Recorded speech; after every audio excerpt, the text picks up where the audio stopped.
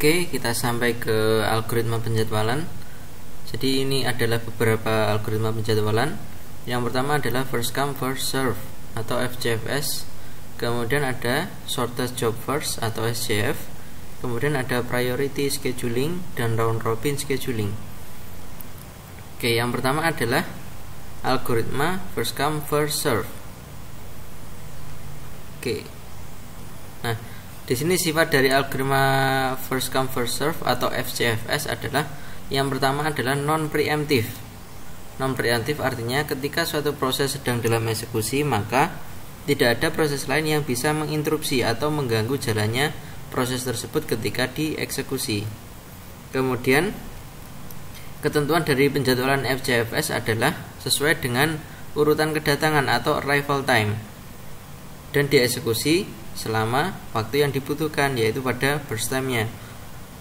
Jadi ini seperti antrian di dalam misalkan di bank atau di ATM atau di kantor pos dan lain-lain, yang mana ketika ada satu orang yang datang duluan, maka dia akan dilayani terlebih dahulu dan orang yang lain menunggu antrian sesuai dengan urutannya. Oke, sekarang kita akan coba untuk mengerjakan. Oke, nanti dulu. Nah, di sini ada tabel proses namanya, yang memuat beberapa informasi atau entitas, yaitu yang pertama proses. Ada 4 buah proses, yaitu P1 sampai P4. Kemudian ada arrival time atau waktu kedatangannya. Jadi masing-masing proses di sini ada waktu kedatangannya. Kemudian burst time adalah waktu eksekusi yang dibutuhkan. Jadi masing-masing proses memiliki waktu eksekusi yang diperlukan. Oke, cara pengerjaannya seperti yang ada di bawah ini. Yang pertama adalah ini adalah namanya Gantt chart. Kita membuat chart untuk menggambarkan alur proses ketika dieksekusi. Oke, yang pertama kita mulai dari 0 dulu. Pada waktu 0 kita lihat yang datang adalah proses 1. Proses 1 dimulai dari 0 atau dia datangnya adalah 0. Maka ketika proses 1 datang, kan belum ada proses yang lain yang datang, maka dia dieksekusi terlebih dahulu. Oke, dia dieksekusi. Nah, ketika P1 dieksekusi, datang P2 dan P3. P2 datang pada waktu 2, P3 datang pada waktu 4. Oke, P1 di sini dia dieksekusi sebanyak 5. Karena dia burst time-nya atau membutuhkan waktu eksekusi adalah 5.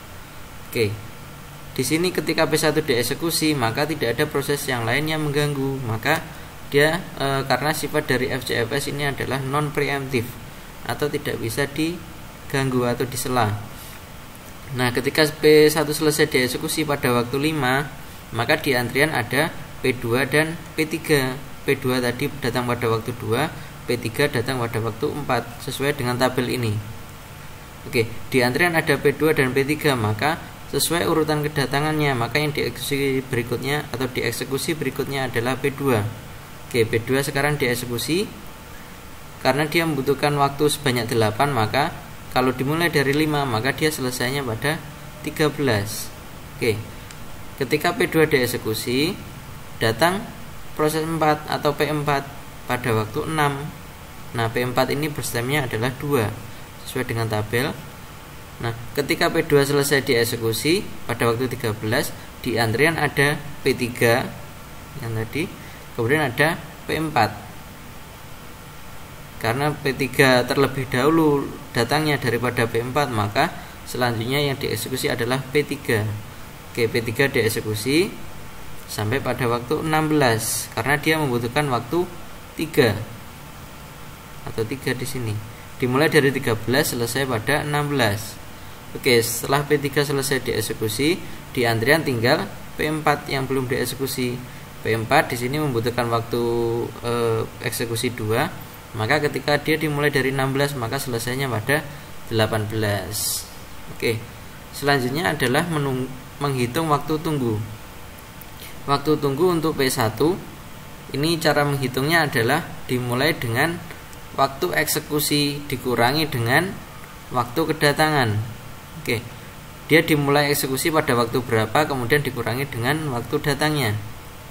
Kita lihat di sini waktu datangnya sama dengan tabel 0246 0246 sama juga. Nah, P1 kita lihat tadi dieksekusi pada waktu 0. Oke. P1 dieksekusi pada waktu 0 dikurangi dengan waktu datangnya adalah 0 sama dengan 0. Artinya apa? 0 ini artinya adalah P1 tidak menunggu.